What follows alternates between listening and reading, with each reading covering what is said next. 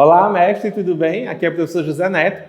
Bom, se você quer passar numa seleção de mestrado, eu sugiro que você tenha as normas da ABNT como as suas aliadas nesse caminho, nesse processo, na seleção de mestrado e rumo à tua aprovação, tá? Se você também quer passar na seleção de mestrados no Brasil, acompanha todos os vídeos aqui do YouTube, me acompanha também pelo Instagram, no Facebook e entra no meu grupo do Telegram, todos os links estão aqui abaixo.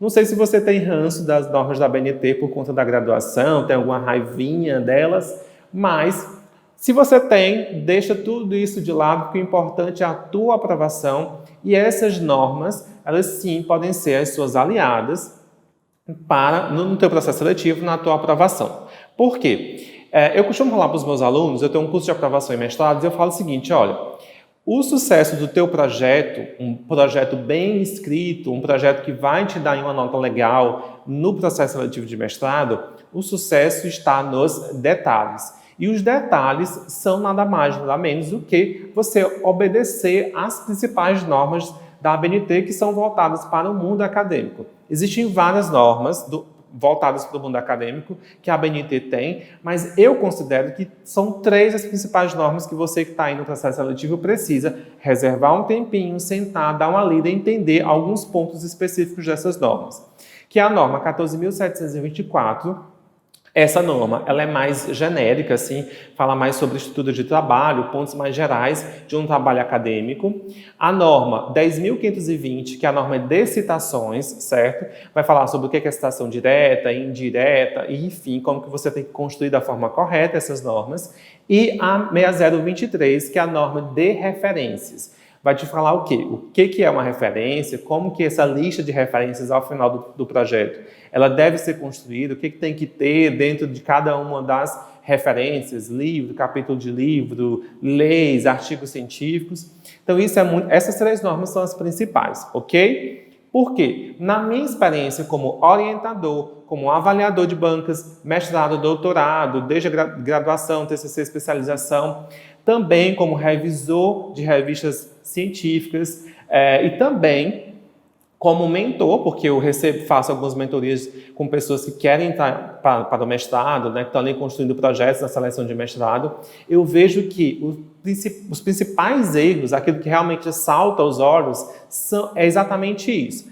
Muitas vezes a pessoa tem um tema muito interessante, o projeto está bem escrito, né? A escrita científica é bacana, só que aí o que acontece? São vários pequenos erros das normas que saltam ali aos olhos e isso chama mais atenção, ou seja, chama atenção o aspecto negativo da não obediência a essas regras, né, alguns pontos específicos dessas normas, do que realmente a qualidade da escrita e do conteúdo do trabalho.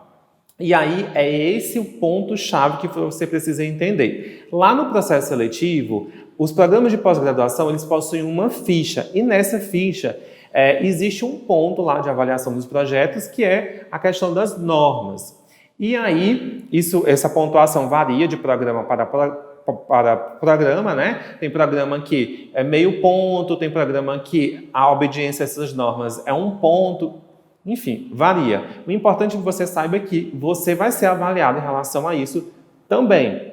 E eu sempre falo também o seguinte, às vezes a gente compra um livro pela capa, porque a capa chama atenção, né?